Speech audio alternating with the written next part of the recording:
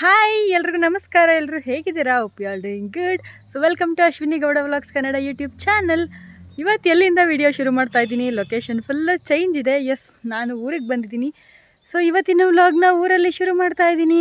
ಸಿಕ್ಕಾಪಟ್ಟೆ ಗ್ರೀನರಿ, ಸುತ್ತಲೂ ಹಸಿರು ತುಂಬಿದೆ. ನೋಡೋಕೆ ನನಗಂತೂ ಎರಡು ಕಣ್ಣು ಸಾಲ್ತಾ ಇಲ್ಲ. ಸೊ ನಿಮಗೂ ತೋರಿಸ್ತೀನಿ ಬನ್ನಿ. ಇವತ್ತಿನ ವಿಡಿಯೋನ ಶುರು ಮಾಡೋಣ ನಮ್ಮ ಊರಿಂದ.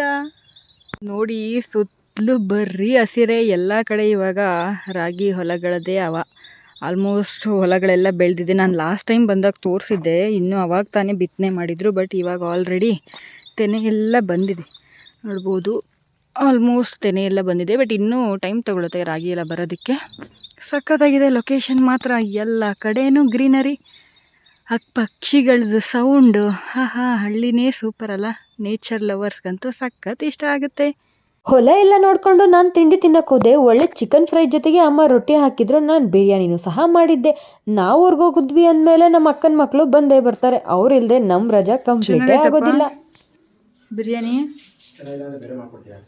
ಜೀವ ಚೆನ್ನಾಗಿಲ್ವಾ? ಹಾಂ, ಹೆಂಗೇಳು? ಚೆನ್ನಾಗೈತೆ ಚೆನ್ನಾಗಿಲ್ವಾ? ಕಾರಣ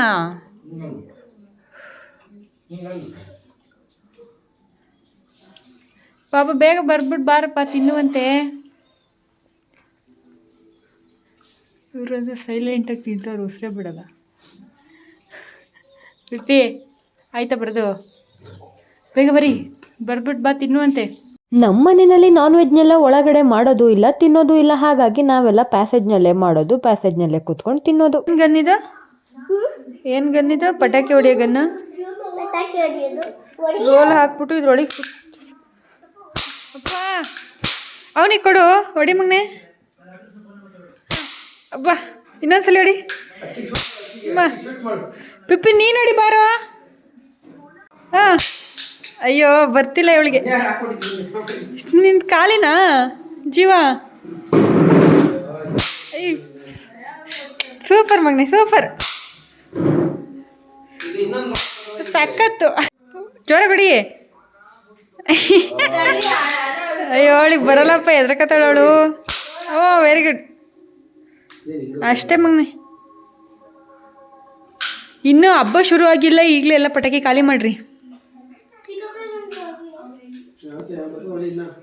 ಇನ್ನೊಂದ್ಸರಿ ಹೊಡಿಯಪ್ಪ. ದೀಪಾವಳಿ ಹಬ್ಬ ಶುರು ಆಗೋದು ಸೋಮವಾರದಿಂದ ಆದರೂ ನಮ್ಮ ಮನೆಯಲ್ಲಂತೂ ಶನಿವಾರದಿಂದನೇ ಪಟಾಕಿ ಸೌಂಡು ಕೇಳಿಸ್ತಾ ಇತ್ತು. ನಮ್ಮ ಅಕ್ಕನ ಮಕ್ಕಳಿಬ್ಬರೂ ಗನ್ ತಗೊಂಡು ಕುಟ್ಟ ಪಟಾಕಿ ಹಾಕೊಂಡು ಟಪ ಟಪ ಅಂತ ಹೊಡ್ಕೊಂಡು ಸೌಂಡ್ ಮಾಡ್ತಾ ಇದ್ರು. ಸೌಂಡೇ ಬರಲ್ಲ ಯಾಕೆ? ಜೋರ ಗುಡಿ. ಮುಗೀತು ಹಬ್ಬ ಮುಗೀತು. ಹಬ್ಬ ಸೂಪರ್. ಹೊಗೆ ಬರ್ತಾಯ್ತಲ್ಲೋ ಜೀವ. ಅಮ್ಮ ಈ ಕಡೆ ತೋರಿಸ್ಕೊಂಡು ನೋಡಿ, ಹಿಂಗೆ ಸ್ಟ್ರೈಟ್ ಇಟ್ಕೊಂಡು ನೋಡಿ, ಹಿಂಗೆ. ಹಾಂ, ಹಿಂಗೆ ಸ್ಟ್ರೈಟು ನನ್ನ ಕಡೆಗೆ ಇಟ್ಕೋ.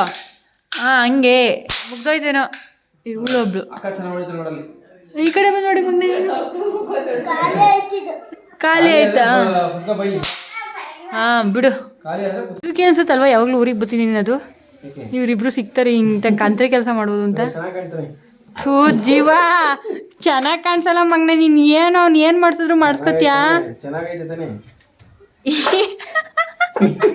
ಇಲ್ಲಿ ಜೀವ ಕತ್ತೆ ಮಗನೆ.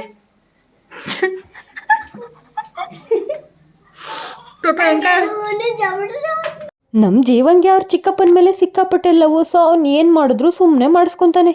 ಮನೆ ಹತ್ರ ಟೈಮ್ ಸ್ಪೆಂಡ್ ಮಾಡಿದ್ದು ಸಾಕು, ಹೊಲದ ಹತ್ರ ಹೋಗೋಣ ಅಂತ ಹೇಳಿ ನಾವಿಬ್ಬರು ಹೊರಟ್ವಿ. ಅಲ್ಲಿ ಅಪ್ಪ ಅಣಬೆ ಸಿಗುತ್ತೆ ಅಂತ ಹೇಳಿದ್ರು. ಆ್ಯಂಡ್ ಅಕ್ಕ ನನಗೆ ಅಣಬೆ ತಿನ್ನೋ ಆಗಿದೆ, ಅಣಬೆ ಸಾಂಬಾರು ಮಾಡೋಣ ಅಂತ ಹೇಳ್ತಾ ಇದ್ಲು. ಹಾಗಾಗಿ ಅಣಬೆ ತಗೊಂಡು ಬರೋಣ ಸಿಕ್ಕಿದ್ರೆ ಅಂತ ಹೇಳಿ ತೋಟ ಕಡೆ ಹೋದ್ವಿ. ಆ್ಯಂಡ್ ಸಿಕ್ಕಾಪಟ್ಟೆ ಅಣಬೆನೂ ಸಹ ಸಿಕ್ತು, ತುಂಬ ಚೆನ್ನಾಗೂ ಸಹ ಇತ್ತು. ಸೊ ಅಮ್ಮ ಅಕ್ಕಂಗೆ ಕೊಟ್ಟು ಬನ್ನಿ ಅಂತ ಹೇಳಿದ್ರು. ಸೊ ನಾವಿಬ್ಬರು ಅಣಬೆ ತೊಗೊಂಡು ನಮ್ಮ ಅಕ್ಕನ ಮನೆ ಕಡೆ ಹೊರಟ್ವಿ. ಅಕ್ಕನ ಮನೆಗೆ ಬಂದು ಅಣಬೆ ಕೊಟ್ಟು ಅಲ್ಲಿ ಅವ್ರ ತೋಟಕ್ಕೆಲ್ಲ ಹೋಗಿ ಎಳ್ನೀರು ಕುಡಿಯೋಕ್ಕೆ ಸರ್ಕಸ್ ಮಾಡಿ ನಾನು ಮರ ಹತ್ತಕ್ಕೋಗಿ ಬಿದ್ದು ಮತ್ತೆ ಅಷ್ಟು ನನಗೆ ಮೇಲೆತ್ತಿ ಹೆಲ್ಪ್ ಮಾಡಿದ್ರು ಎಳ್ನೀರು ಕೀಳೋದಕ್ಕೆ. ನಾನು ಅವರ ಭುಜದ ಮೇಲೆ ಆರಾಮಾಗಿ ಕೂತ್ಕೊಂಡು ಒಳ್ಳೆ ಎಳ್ನೀರು ಕಿತ್ತು ಕುಡ್ಕೊಂಡು ಸಖತ್ತಾಗಿ ಎಂಜಾಯ್ ಮಾಡಿಕೊಂಡು ಅಲ್ಲಿಂದ ಹೊರಟ್ವಿ. ಅಲ್ಲಿಂದ ಮನೆ ಕಡೆ ಹೊರಡ್ಬೇಕಾದ್ರೆ ಇನ್ಸ್ಟಾಗ್ರಾಮ್ನಲ್ಲಿ ನೋಡಿದಂತಹ ಒಂದು ರೀಲ್ ನೆನಪಾಯಿತು. ಏನಪ್ಪ ಅಂದರೆ ಕಲ್ಲೂರು ಕ್ರಾಸ್ ಹತ್ರ ಒಂದು ಮಿನಿ ಫಾಲ್ಸ್ ಇದೆ, ನೋಡೋದಕ್ಕೆ ತುಂಬ ಚೆನ್ನಾಗಿದೆ. ಸೊ ಹೋಗಿ ನೋಡ್ಕೊಂಬರೋಣ, ತುಂಬ ಚೆನ್ನಾಗಿದ್ರೆ ನಾಳೆ ಮನೆಯವ್ರನ್ನೆಲ್ಲ ಕರ್ಕೊಂಡೋಗಿ ತೋರಿಸ್ಕೊಂಬರ್ಬೋದು ಅಂತ ನಾನು ಅಶು ಆ ಕಡೆ ಹೊರಟ್ವಿ. ತುಂಬ ಮಳೆ ಬಂದಿದ್ರಿಂದ ನೀರು ಸಿಕ್ಕಾಪಟ್ಟೆ ಜೋರಾಗಿ ಹರಿತಿತ್ತು. ಕೆಳಗಡೆ ಇಳಿದು ಆಟ ಆಡೋದಕ್ಕೆಲ್ಲ ಸಾಧ್ಯನೇ ಇಲ್ಲ ಅಂತ ಗೊತ್ತಾಯಿತು. ಸೊ ಅಲ್ಲೇ ನೋಡಿಕೊಂಡು ಮನೆಯವ್ರನ್ನೆಲ್ಲ ಮೊದಲೇ ಕರ್ಕೊಂಬಂದಿದ್ದೆ, ಸುಮ್ಮನೆ ಟೈಮ್ ವೇಸ್ಟ್ ಎಲ್ರದ್ದು ಅಂತ ನೋಡಿಕೊಂಡು ಅಲ್ಲೇ ಫೋಟೋಸ್ ವೀಡಿಯೋಸ್ ತೊಗೊಂಡು ನಾವು ಹೊರಟ್ವಿ. ಕಲ್ಲೂರು ಫುಲ್ಲು ಮಿಂಚ್ತಾ ಇತ್ತು. ಕಲ್ಲೂರು ಸಿಕ್ಕಾಪಟ್ಟೆ ಫೇಮಸ್ ಯಾವುದಕ್ಕೆ ಅಂತ ನೀವು ಗೆಸ್ ಮಾಡಿ. ಇನ್ನು ನೆಕ್ಸ್ಟ್ ಡೇ ಅಂಕಲ್ ಆಂಟಿ ಸಹ ಊರಿಗೆ ಬಂದಿದ್ರು. ನಮ್ಮ ಮನೆ ಮೇಲಿರೋ ಟ್ಯಾಂಕ್ ನೀರು ಸಿಕ್ಕಾಪಟ್ಟೆ ಗಲೀಜಾಗಿ ನೀರೆಲ್ಲ ತುಂಬ ಗಲೀಜಾಗಿ ಬರ್ತಾ ಇತ್ತು. ಸೊ ಟ್ಯಾಂಕ್ ಕ್ಲೀನ್ ಮಾಡ್ಸೋಕ್ಕೆ ಅಂತ ಅಂಕಲ್ನ ಟ್ಯಾಂಕ್ ಒಳಗಡೆ ಇಳಿಸ್ಬಿಟ್ಟು ನಾನು ಆಂಟಿ ಕೂತ್ಕೊಂಡು ಸುತ್ತಲೂ ಊರು ನೋಡ್ತಾ ಇದ್ವಿ. ಊರಿಗೆ ಬಂದರೆ ಇದೇ ಕತೆ. ಈ ಕಡೆ ಅಮ್ಮನ ಮನೇಲಿದ್ದೀನಿ ಅಂತಲೂ ಅನ್ಸಲ್ಲ, ಗಂಡನ ಮನೆಯಲ್ಲಿದ್ದೀನಿ ಅಂತಲೂ ಅನ್ಸಲ್ಲ. ಒಂದೇ ಊರಿಗೆ ಮದುವೆ ಆದರೆ ಹಿಂಗೇನೆ, ಇಲ್ಲೇ ಅಮ್ಮನ ಮನೆ ಎರಡೆಲ್ಲ ಹೆಜ್ಜೆ ಇಟ್ಟರೆ ಸಾಕು, ಅಲ್ಲೇ ಗಂಡನ ಮನೆ ಅನ್ನೋ ಥರ ಫೀಲ್ ನನಗೆ. ಸೊ ಎರಡೂ ಕಡೆ ಓಡಾಡ್ಕೊಂಡು ಆರಾಮಾಗಿ ಟೈಮ್ ಸ್ಪೆಂಡ್ ಮಾಡ್ತೀನಿ. ಮೇಲ್ ಟ್ಯಾಂಕ್ ಕ್ಲೀನ್ ಮಾಡಿದ್ರೂ ನೀರು ಗಲೀಜಾಗೆ ಬರ್ತಿತ್ತು. ರೀಸನ್ ಏನಪ್ಪ ಅಂದರೆ ಯಾವಾಗಲೂ ಸಂಪ್ ಓಪನ್ ಮಾಡಿದಿಟ್ಟಾದಾಗ ಯಾವುದೋ ಮರದ ತುಂಡು ಸಂಪೊಳಗೆ ಬಿದ್ದಿದ್ದು ನೀರೆಲ್ಲ ಗಲೀಜಾಗಿತ್ತು. ಆಂಟಿ ಅಂಕಲ್ ಇಬ್ಬರು ಸಂಪೊಳಗೆ ಇಳಿದು ನೀರನ್ನೆಲ್ಲ ಆಚೆ ತೆಗಿತಾ ಇದ್ರು. ಸಂಪೆಲ್ಲ ತೊಳ್ಕೊಳ್ಬೇಕಾದ್ರೆ ಅಮ್ಮ ಬಿಸಿ ಬಿಸಿ ವಡೆ ಮಾಡಿಕೊಟ್ರು. ತಂಗಿ ಒಳ್ಳೆ ಗುಲಾಬ್ ಜಾಮೂನು ಸಹ ಮಾಡಿಕೊಟ್ಲು. ಚೆನ್ನಾಗೆಲ್ಲಾನು ತಿನ್ಕೊಂಡು ಆರಾಮಾಗಿ ಓಡಾಡ್ಕೊಂಡು ಸಂಜೆ ಆಯಿತು. ದೀಪಾವಳಿ ಹಬ್ಬ ಅಂದಮೇಲೆ ಪಟಾಕಿ ಹೊಡಿಲಿಲ್ಲ ಅಂದರೆ ಹೇಗೆ?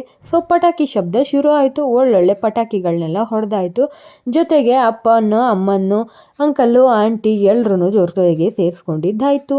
ನಾವು ಈ ಥರ ಎಲ್ಲರೂ ಒಟ್ಟಿಗೆ ಸೇರಿಸಿ ಹಬ್ಬ ಮಾಡಿ ತುಂಬ ದಿನ ಆಗಿತ್ತು. ಸೊ ಎಲ್ರಿಗೂ ಎಲ್ಲರ ಕೈಗೂ ಒಂದೊಂದು ಸುರು ಬತ್ತಿ ಕೊಟ್ಬಿಟ್ಟು ಅಕ್ಕನ ಮಕ್ಕಳ ಜೊತೆ ಅಂಕಲ್ ಆಂಟಿ ಎಲ್ಲರೂ ಸೇರಿ ಪಟಾಕಿ ಹೊಡೆದ್ರು. ನೆಕ್ಸ್ಟ್ ಡೇ ಅವ್ರನ್ನೆಲ್ಲ ಅವ್ರ ಮನೆ ಕಡೆ ಡ್ರಾಪ್ ಮಾಡಿ ನಾವು ಬೆಂಗಳೂರಿಗೆ ಹೊರಟ್ವಿ. ಸಿಕ್ಕಾಪಟ್ಟೆ ಬೇಜಾರಾಯಿತು ಊರಿಂದ ವಾಪಸ್ ಬರೋಕ್ಕೆ.